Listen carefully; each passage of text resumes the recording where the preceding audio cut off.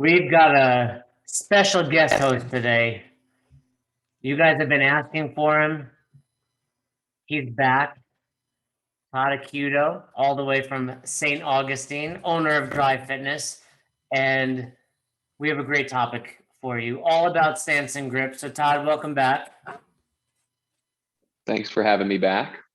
If you're watching the YouTube video, you'll see the art behind Todd, also the art behind me. You can support Otto art on Instagram. Is it on Instagram yet?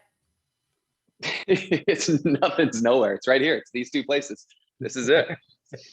We're gonna have to talk about how to promote your art business, but today we're talking stance and grip, and I think I would love to hear you talk about this because we've talked about it at seminars. I just had a recent coaches development call where we were talking about how it's the lowest hanging fruit. It's kind of just cheap cues that you can give people to actually make some drastic improvement in their movement and everything else about it. But will you give a little bit of insight into the conversation that we had where we were talking about taking someone wider, and it had to do with angles and triangles and all that stuff? But you did a really good job explaining it, and I think the listeners will appreciate it. Yeah, well, like you said, I think stance and grip is the easiest thing for a coach to manage and to see and to correct, because the athlete's not moving at the point where they're we're just setting up their stance and grip. And I think it has the biggest impact on their ability to actually execute the dynamic phase of the movement correctly, or at least set them up for success to do so. And so I think even just thinking of the 9 foundational movements of CrossFit, looking closer at the stance and grip and as it relates to each individual makes a big difference. Now, I think the thing that you were referencing, we were talking about a squat stance.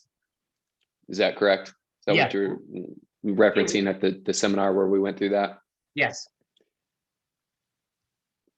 Yeah. So as we all know, the standard squat stance is going to be a shoulder width stance for our heels with our toes slightly turned out.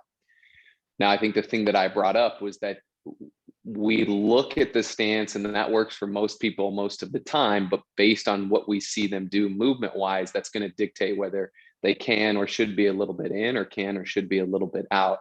And kind of as you alluded to a little bit, I look at all my athletes pretty much just in angles, and it takes me back to like geometry and trigonometry, which I enjoyed, which I guess makes it fun to watch people move and try to overlay those concepts that I learned there into their human movement. But as you were relating to the squat and the stance position, if you think about the athletes, like feet, what'll be stacked on top of their feet are going to be their knees as they squat, essentially, right? They'll be tracking the toes, but on top of the knees as they squat down, their hips are going to go back.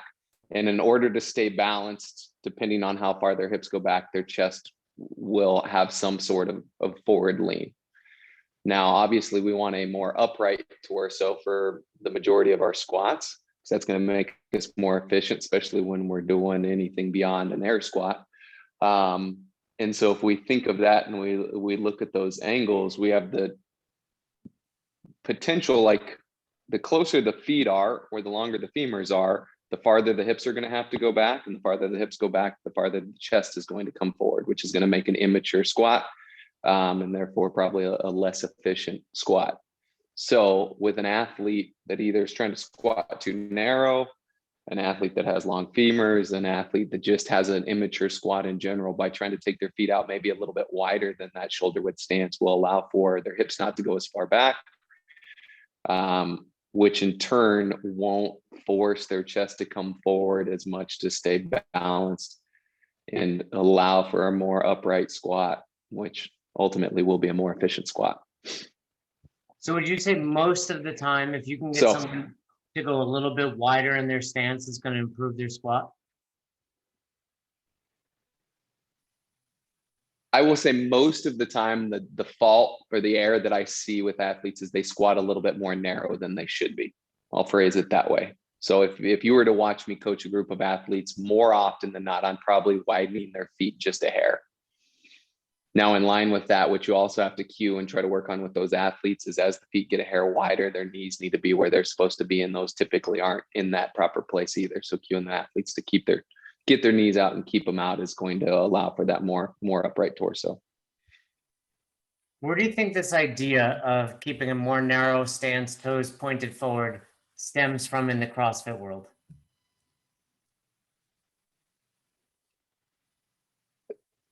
I think if you go by the letter of the law of what we talk about with the feet shoulder width, a lot of people just think that that's it. Hey, feet need to be shoulder width. And there's a little bit of interpretation between, where shoulder width exactly is. And so some people might err on the inside of shoulders. Some people might err on the outside of shoulders. Some people might err right underneath the shoulders. So I just think it's, people are taking the information and just trying to apply it without really thinking beyond, well, what's the ultimate goal of what we're trying to accomplish with that? Now, there's been different, conversations that were had around toes forward or toes out and narrow or wider based on the torque that those positions are able to accomplish. But I think ultimately everybody's been in agreement that torque's less relevant if somebody isn't able to keep their chest upright or to maintain a neutral spine position if their knees aren't tracking their toes. So I don't think that's the concern, is that there's one side that dictates one thing or another. I just think there's a little bit of misinterpretation of exactly what shoulder width means or how it should be applied to each individual athlete. So what's your go-to way of teaching shoulder width to new people? I'll help people figure out where their shoulders are at by maybe putting their thumbs on their shoulders or something like that. But my go-to thing, most part, is simply looking at athletes and where their feet are before they're going to move, and doing that on nearly every rep.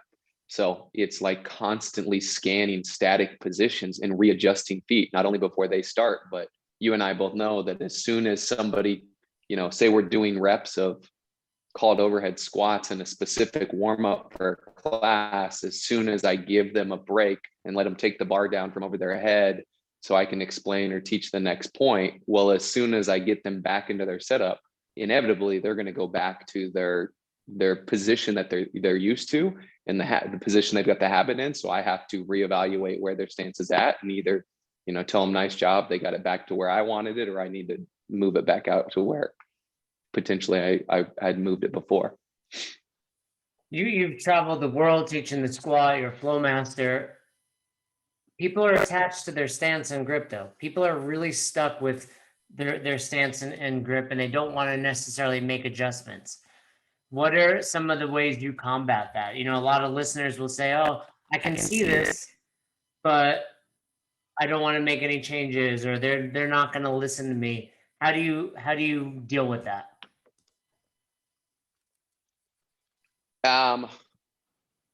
Well, for the most part, it's like someone's paying me to help them move better, right? And so ultimately, that's my goal, is to help them move better and to explain a little bit why.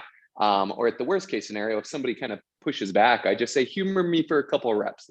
Let's just try it for a few reps and see what happens.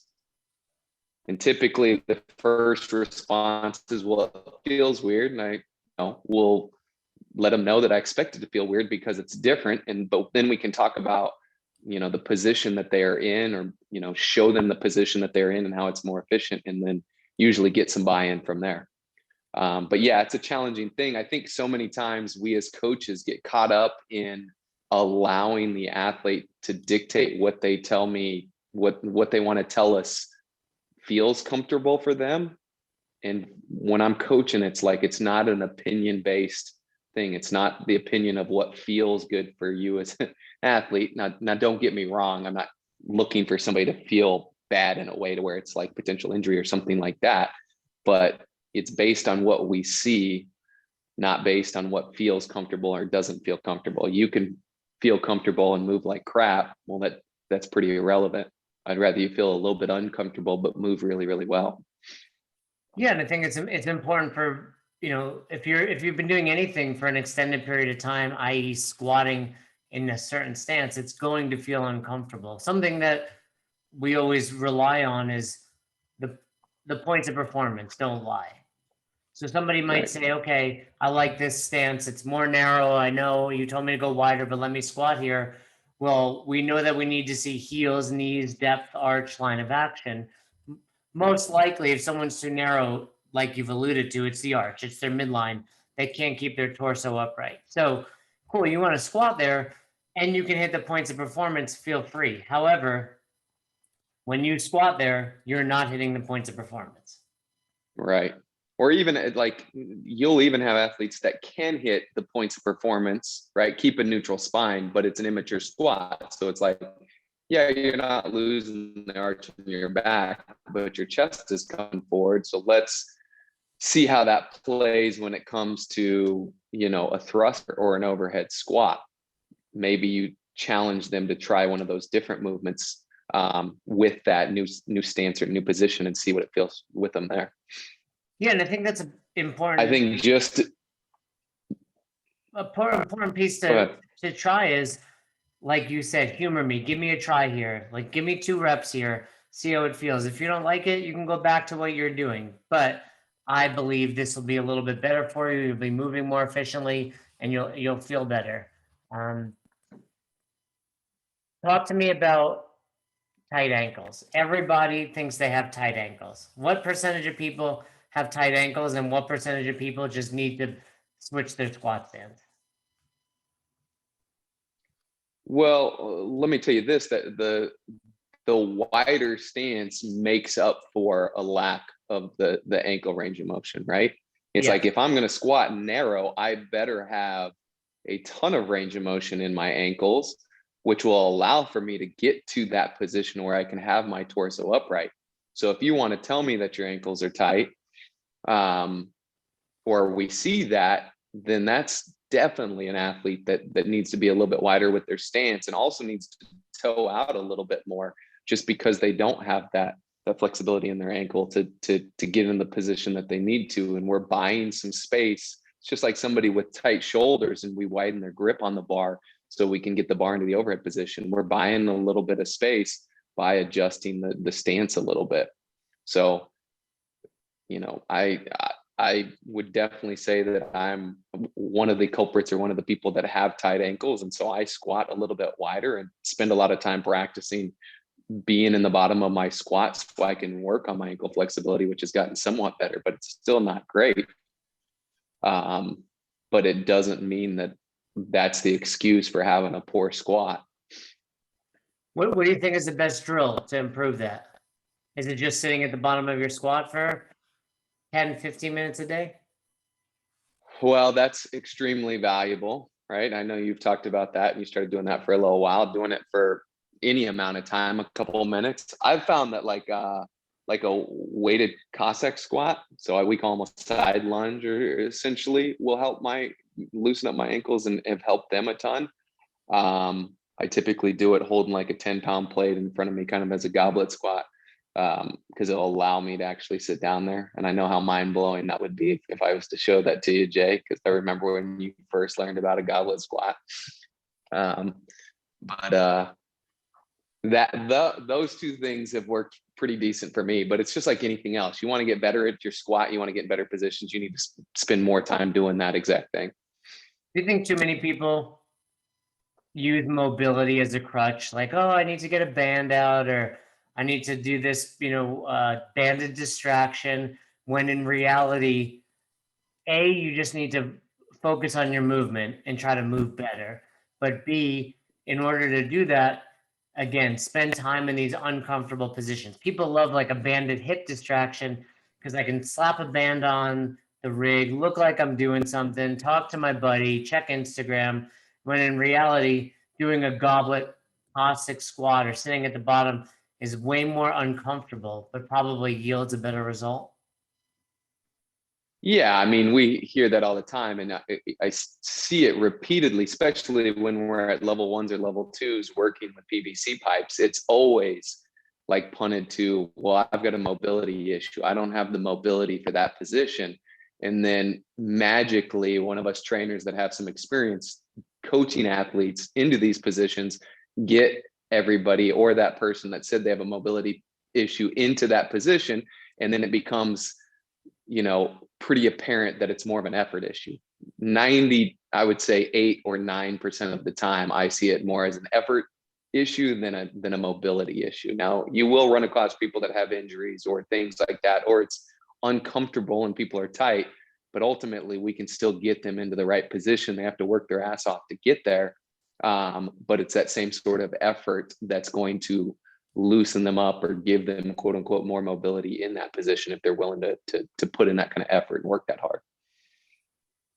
Yeah, I think I agree with you. I have that conversation a lot where, oh no, I'm tight. Like, yeah, you are a little tight, but you can work harder. Somewhere along this wasn't the case in 2007, 8, and 9. I believe, if you really want to Because we pinpoint, didn't have the what's that? We didn't have the what? go ahead. No, I was I just think going to say we didn't have the word mobility before 2009, yeah. right? I mean, you can pinpoint a lot of And I this think Kelly Starrett, right? right, which has brought a lot of great stuff to us, but I don't think he disagrees with anything that we're saying here, that you've got to work hard to be in positions, right? And all of that other stuff is valuable and there's a time and place for it, but that's not the sole reason that you can't get into the position that you're trying to get into. So Now, go ahead.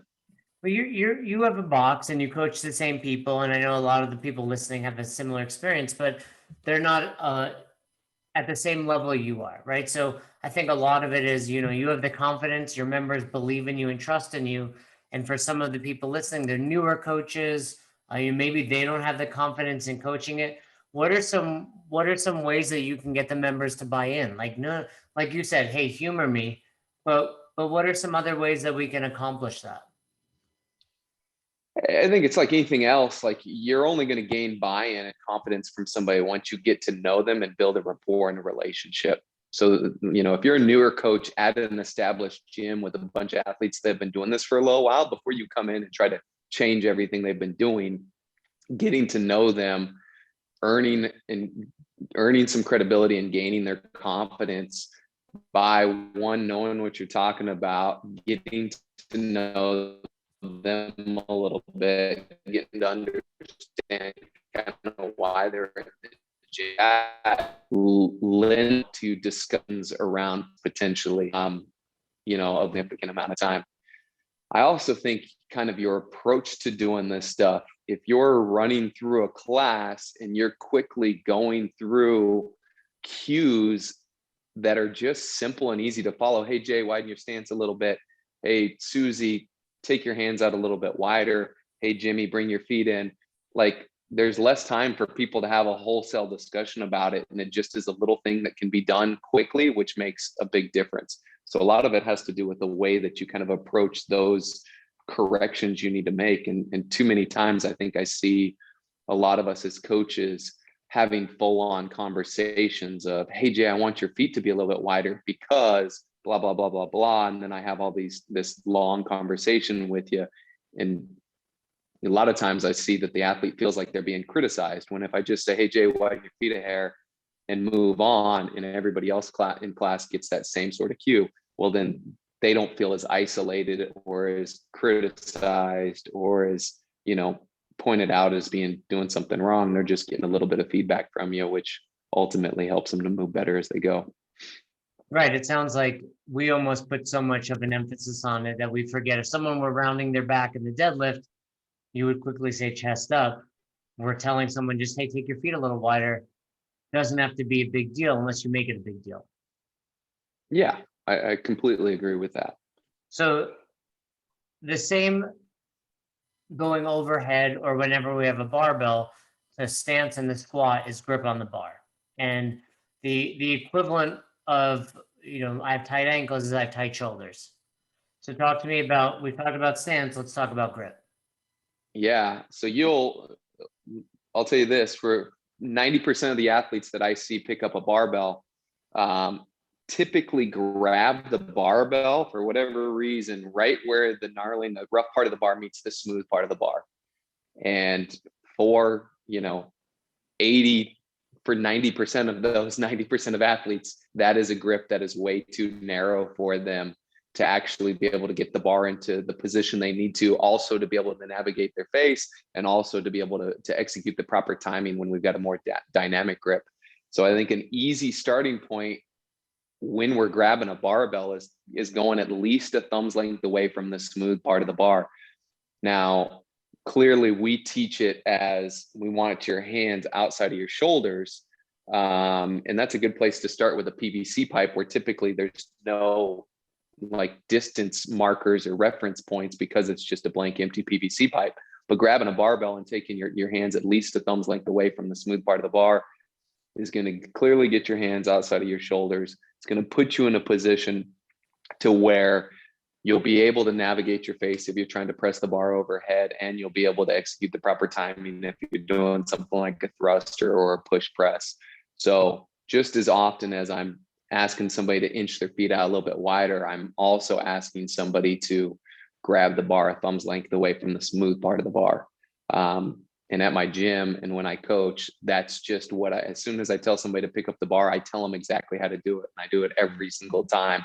So I don't, I allow little up to interpretation. Yeah, I think again, it's a low hanging fruit for so many people, especially, oftentimes in the overhead position, we just see that overextension, which people forget is the loss of midline. You're overextended. I think there's more risk of danger there than there is in flexion. Typically in flexion, you miss a lift, you drop a bar, etc. You can overextend and still have a successful lift, which puts your back in a compromised position. Taking your hands wider almost always fixes that. But at least gives you a shot. I think there's a lot of like motor control and also like just body awareness that you need to teach somebody how to get into a neutral spine position overhead and avoid that overextension. But the hands being where they are, thumbs length away from that smooth part of the bar, at least gives them the space necessary for a couple cues to tighten their abs or pull their ribs down or squeeze their glutes, should allow them to avoid the overextended position you talked about. So what are you looking for? If someone's listening, like, okay, I want to address this in my athletes, what are some of the things you're looking for as far as grip goes? Obviously it's movement dependent. So anytime you're going overhead in your typical press grip, what are you looking for? Well, like I said, I'm looking for where I'm starting at with that one with the barbell is a thumb's length away from the smooth part of the bar. So that's a pretty significant amount outside of the smooth part of the bar. And then from there, I'm looking at their hands. The bar should be resting fully in their hand. It shouldn't look like their hands are rolled inside or outside and the bar's potentially only in their fingertips. If I notice that the bar is like resting in the palm of their hand and their wrist and hand is looking pretty neutral, then I go downstream a little bit more and kind of look at the angle between their forearm and upper arm right at the elbows. If the elbows are kind of splayed out and the forearm is more in, that's a pretty good indication that somebody's hands are probably still a little bit too close and we need to make that adjustment to widen them out just a little bit. Now, what about in a movement like the overhead squat or the snatch? Because we talk about stance and grip. We have two different stances, right? Hip width, shoulder width, depending on what we're doing. And we have two different grips, shoulder width or wider for things like the snatch and the overhead squat, which we go wider really to accommodate that overhead position. But what are you looking for in someone's overhead squat or their snatch? When it comes to that, that's, if I've got a PVC pipe in our hand, it's the position that we're able to do a pass through with. If we're grabbing a barbell, there's typically two cuts in the knurling on the barbell, right? There's two little circles there. For most people, where I start is on their hands just on the outside cut. So out of the 2 cuts, they want to be the second cut farthest away from the inner smooth part of the bar. I'll call it that. And then from there, that one, I think there's a little bit more variability based on what they see. That's one where it's like, I'm going to watch them squat, and then that's going to dictate where I take their hands from there. So it's, this is my go-to starting point, and then let me watch them move it, and that'll dictate what happens from there. Yeah, I think now I will tell you that just with the overhead squat, I will tell you that the better your squat is on the lower half of this thing, which goes back to our earlier conversation about where their feet are to get their chest as vertical as possible and get their squat as mature as possible, gives them the ability to have a better overhead position. If I've got somebody that's got an incredibly immature squat and their chest is diving forward and their shoulders are not terribly flexible, well, to get the bar back into the frontal plane, we're going to probably have to go even wider with their hands, which in that scenario is not always ideal, but it is necessary to actually complete the lift. So yes, looking at the grip's important, but making sure that the stance is appropriate is going to make a big difference as well. Yeah, you can adjust the grip so wide that the task at hand is being able to be done and accomplished, but it's also potentially risky on someone's wrists, or for someone with an immature squat, they have to pull that bar so far back to keep it over the middle of their foot, but they're not supporting the load with the musculature anymore, or with the skeletal system, only the muscles of their shoulders, really. Yeah. So for both stance and grip, give the listeners just a few tips that you would use to improve their eye as well as their coaching for the members of their box. Yeah, so I think it goes back to the things we've touched on briefly with the stance to where the feet are definitely shoulder. Watch when somebody moves and see where their torso's at. If you notice an immature torso, try a little bit wider stance and get people to press their knees out hard and see if that helps get their chest up right. With the grip, at a minimum, with like most of our movements, our pressing movements, all of that stuff, start with that thumb's length away from the smooth part of the bar grip. Most of your athletes are probably going to try to grab the bar right where the gnarling or the rough part meets the smooth part and widen it out there. Now I see the same issue when it comes to the deadlift, but it's typically kind of in opposite fashion. Typically with somebody trying to deadlift, what I notice is that the stance is a little bit too wide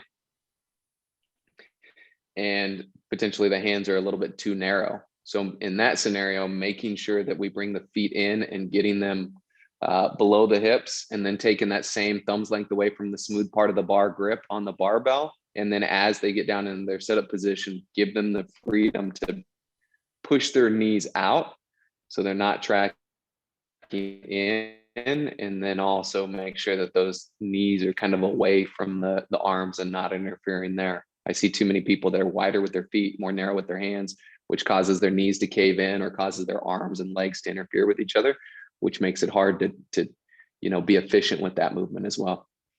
Yeah, I find that people are less attached to their deadlift setup than they are to their squat setup. Right. They're more willing to adjust that, but when it comes to their squat, they seem to be really attached to, no, this is where I keep my feet. Yeah, and I think potentially it's just because you're moving through a greater range of motion, so your body has the ability to feel more things, right? With the deadlift, you're hinged over, you stand up, it's like, all right, bring my feet in, really doesn't adjust anything. Well, in the squat, if I move my feet out or I move them in or I do something there, and then I go from standing to a fold up standing, a lot of different moving parts there, and there's going to be a lot of things that feel completely different once you start to make those adjustments. So I think more than anything, that's probably it. People don't like change, you know that, Jay. I don't like change. People like where they're comfortable and what they're used to doing, and yeah. But so, with that being said, it's really true. A lot of what you pointed out earlier, for me in improving my squat, I spend not as much time as I used to, but I try to spend time every day just sitting at the bottom of my squat. There was a period of time where I was spending 10 or 15 minutes a day, and prior to that where I couldn't do 30 seconds. Now if I had to, I can do 10 or 15 minutes unbroken. Oh, It's not comfortable. I feel it, but it's changed things. And I think a big lesson for people listening is, too often I'll watch coaches and they're like, chest up, this and that. And it's like, yes, their chest is down, but understand why their chest is down. And, we talk often about triage. And when we think about triage, we think, oh, it's, loss of midline. Yeah. But yelling chest up is not improving it. Taking their stance wider is probably what's going to improve it. So think triage, but think about often what's causing something, not just what's happening. yeah, couldn't agree more. It's like, I think step one is you're starting to develop your eye as a newer coach. It's like, all right, let me understand what the points of performance are, and let me understand the positions of what they look like when performed well or not, performed correctly or incorrectly. But then from there, the next layer is, like you just said, is like, now when I identify a flaw and a fault, can I uncover why that's happening? Not just the back's rounding. Well, why is the back rounding? Is it just, like you said, because the chest is coming forward, or is it because they don't have enough space to get their chest up right? Is it because their knees aren't pressing out hard enough? What's the why behind this thing? Yeah. I love it. Stance and grip. It really is. If you're coaching, next time you're coaching, look around the room. Think about who can I adjust? Well, depending movement based, obviously squatting, most likely a little wider, going overhead, probably taking the grip out a little more. And would you say, last question, most often it has to do with their midline, right? When they're overhead, they're going to be overextended. When they're too narrow in their squat stance, they're going to have an immature squat. So not always, but typically when something's going wrong with their midline, it can be addressed with their stance or grip. Yeah, I agree with that. But the other thing that I'll take is, with the narrow grip on the barbell, that leads so often to the bar traveling around somebody's face or somebody pressing early, especially when it comes to like a push press or a thruster. So I would say, yeah, if you see something happening to the torso, like you just mentioned, the loss of midline in either direction, that's a good indication the stance or grip ain't right. Or if you're watching somebody press or push press and you're watching that bar go out around their face, or they're pressing early every time, check the grip again as well, because those are two telltale signs of it as well. Good stuff, Todd. For those of you listening, easy coaching right there, low hanging fruit that's going to make you look like a ninja next time you're coaching. So thanks, Todd. Very informative. Stance and grip. Make sure you're looking at it. Take advantage of the static positions, like Todd said. For you newer coaches, the dynamic portion of the movement's what's hard to see. But you see all of this in the static position, and you can spend more time cueing, and you can get to a lot more people during those static positions. Good stuff, Todd. Thank you. Thanks, Jay. Yep.